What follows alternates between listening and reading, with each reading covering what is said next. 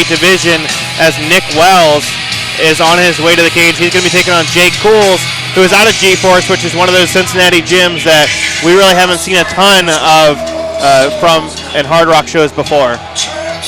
I talked to Ron Gableman before the fights. They originally had 8 fighters. I think it's due to whatever circumstance it may be. There's 4 fighters on the card left. You know, Ron's been one of those mainstays here in the Northern Kentucky, greater Cincinnati area. A couple guys looking to come out. And I talked to Nick Wells before the fight, and 19 years old, making his MMA debut here tonight. Red corner, weighing in at 159 pounds, representing Gforce MMA from New Richmond, Ohio, Jake Kools. As I was going to say, Nick Wells, 19 years old, but he said he's been training since he was 12 years old. And this is one of those moments, Gary, when you kind of get that the next generation of mixed martial arts fighters, the guys who have been growing up since they were kids, seeing this sport on TV and the biggest stages, and now finally making their way into the cage here, which is very exciting for the future of this sport. Yeah, you know, we've long talked about back in the day, a lot of people came from multiple different sports, football, wrestling, whatever, but for a kid to be trained since he's 12 years old in mixed martial arts, that's the new breed, so to speak, I'd say. Right, and we have Jake Kools, who's making his way to the cage here now, who does represent Gforce out of Cincinnati, and you have to figure that training at an elite level gym like Gforce is a huge advantage for a guy coming in, just one fight under his belt, and took a couple of years off, had his debut win back in 2014, but basically comes in again almost as a debut fighter again here in 2016 here at Hard Rock MMA 81. Did win that fight, but still you got to think that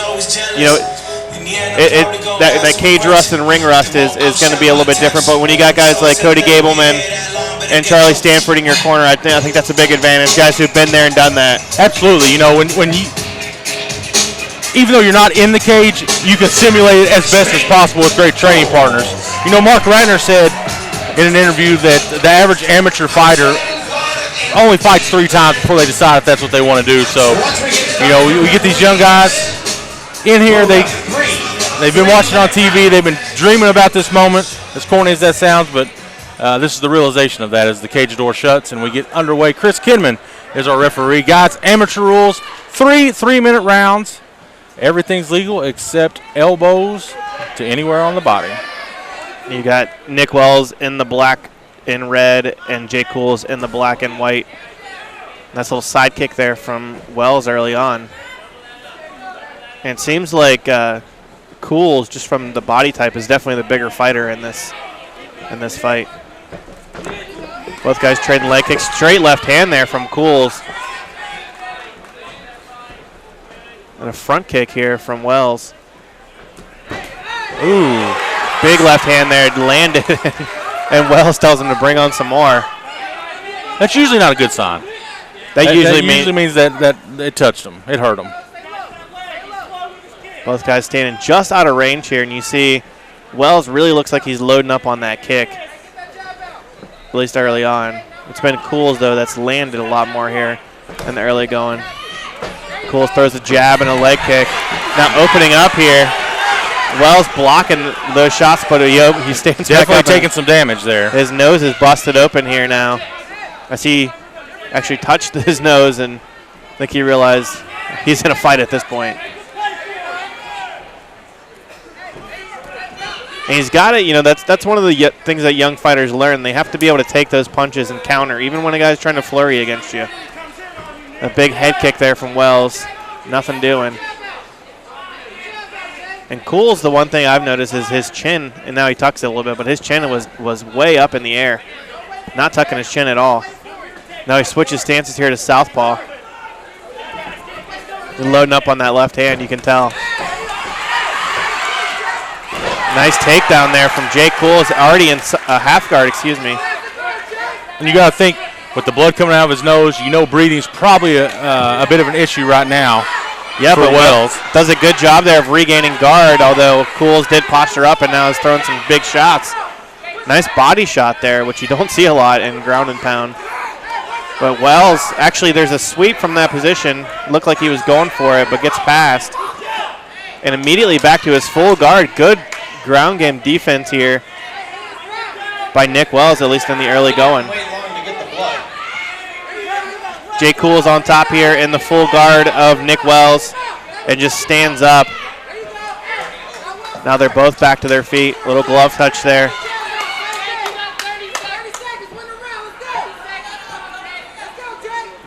Wells still seems quick on his feet. He doesn't seem to be respecting the striking of Wells, or excuse me, Kools doesn't seem to be respecting the striking of Wells at all. Hands down, chin up.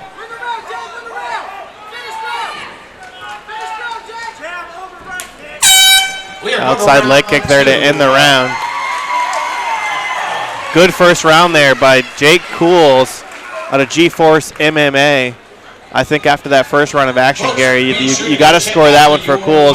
A lot more damage, and he seemed to be able to put together those combinations. Also got that takedown. You know, Wells busted up early. He couldn't recover. He was down the whole round and really couldn't put any offense together. A couple sparing leg kicks there that, you know, really didn't amount to anything, but still looks like he's composed, especially to be bleeding out of his nose, and it looks like it under his right eye. Yeah, his right eye, there's a cut as well.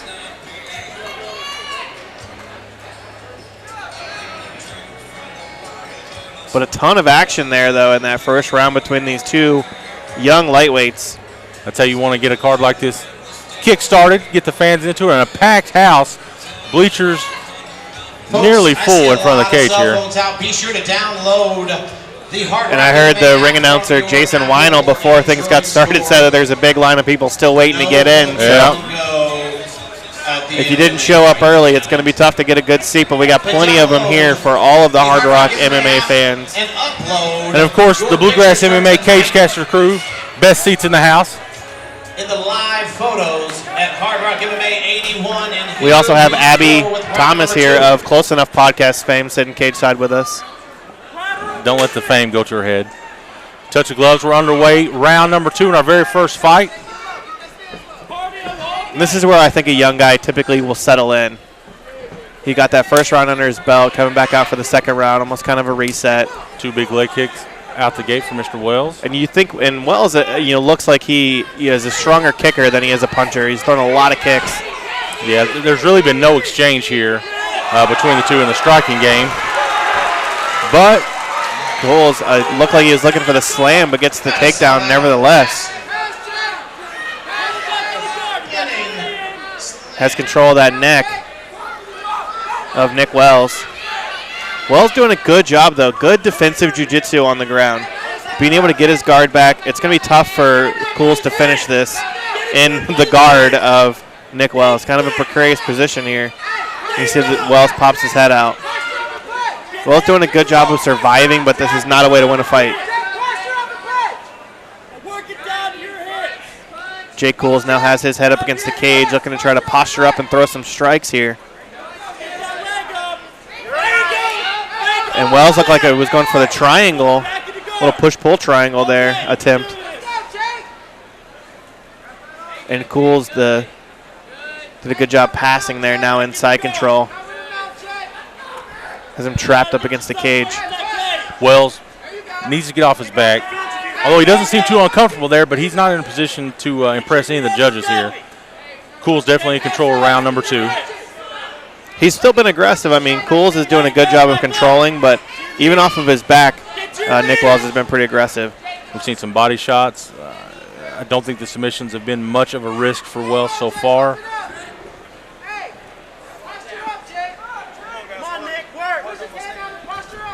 Referee telling them to work or he's going to stand it up. Nick Wells gets his full guard back. Jake Kools with a body shot. Now postures up. That was a big right hand. Couple of big shots there from the top. You notice when Kools comes in, he comes wide from the right, wide from the left. That's a good opportunity, though, if Wells can catch it to grab an arm and look for an arm bar.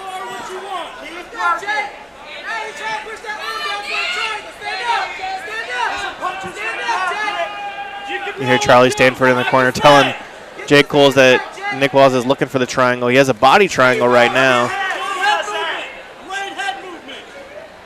You know, Kools over the first round and a half here expended a lot of energy. Wells is kind of soaking it in. 10 seconds left here, round number 2. Kools ends in the guard of Nick Wells. And you got to think, Gary, that's going to be 2 rounds for Jake Kools here. I think what we look for going into the third round is the conditioning of both fighters. Main event tonight. Yeah, the pace Kools definitely still standing, Wells on the stool. I was going to say the pace definitely slowed a little bit there in round number 2 as compared to the first round. Female fight tonight, which has gotten a little bit of press with Gina Begley and Marissa Caldwell. Crowd gives a little pop for Marissa Caldwell, Gina Begley on the pro side of the card tonight. Fantastic pro card tonight, and we've done a lot of coverage of this card on Bluegrass MMA as well. Always great to come out to these Hard Rock shows, and like I said, the first time since 2010 that Hard Rock has been at Turfway Park, and I think the fans missed Hard Rock MMA as we can see from the crowd so far. Turfway's always been a great place for MMA, whether it be Absolute Action, who started here back in 2010 after Hard Rock left, to we've seen Turfway here, and now Hard Rock kind of fills that void. We're going to turn the sun down for you, Chris. A busy Hard Rock MMA schedule throughout the summer as we got 2 more shows. Hard Rock 82 going to be down in Shepherdsville, I believe, and then back in at Expo 5 in September. Jake Kools going to your third and final round. And then back here in October, allegedly. Not on the calendar. I don't want to speculate. I believe they're coming back here in October. I heard the same thing. Touch of gloves. 3 minutes to go in our first fight of the night. Wells leads with the kick in all 3 rounds. He's got to set those kicks up, though. I want to see him maybe throw a jab, then a kick. Kools come back with a kick of his own. Yeah, leg kick. You see the Kools, the southpaw. Now Wells in for the takedown. Kools has the neck.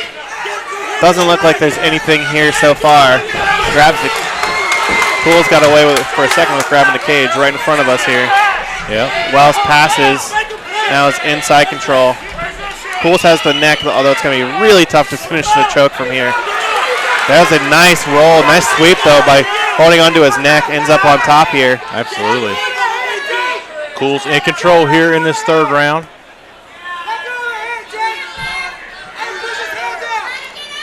Jake, let's go of the head. Wells, I think what we're going to see is Kools look for an opportunity to pop up and then start throwing from the top. Yeah, Wells has a half guard back, but Kools still on top, and he has been heavy on top this entire fight. Every time he gets in that top position, he's been able to keep it, and at least from a different standpoint, been able to throw some strikes. Looking for that can opener here, which really is just to open up the guard. Does a body shot. They always tell you when you're on the ground and in full guard, body, head. It looks like he is buying into that theory. Wells looks calm there. Trying to avoid damage, but it seems inevitable. He looks calm, but I think he's at a point now where he has to be in kind of desperation mode and be able to finish this fight. He hasn't been able to really do much off of his back thus far, and hasn't even really shown the ability to try to get up off of his back. He doesn't have a base on your right side. Sweep to your right. Come on, Jackie, trap with your right. I think Wells will leave this fight knowing that he needs to probably improve a little bit on his stand-up. Can't rely on those kicks as much as what he thought. It looks like we're going to get a stand-up here. Chris Kimman breaks him apart. A little bit of a stalemate there on the ground. And I wanted to mention this earlier, but Jake Kools looks a lot like Donald Cerrone. A little bit, yeah, a little bit. Wells now in, looking to try to finish another takedown. Goes with the foot stomp. Foot stomp. Shades of Marco Huas. I'm a fan of the foot stomp. A lot of people aren't. Wells looking for a takedown here. He's in Kools' corner. Gets the takedown. Short time here. Round 3 almost to a close here. Kools holding on. And there we go. First fight of the night, round number 3 in the books. David, I see a 30-27 for Kools, but yeah, I think that Wells maybe did just enough to maybe eke out that third round, but I think that Kools is still going to take this decision here. I scored at 29-28 for Jay Kools. Looks like he's going to move up to 2-0 here at Hardrock MMA 81.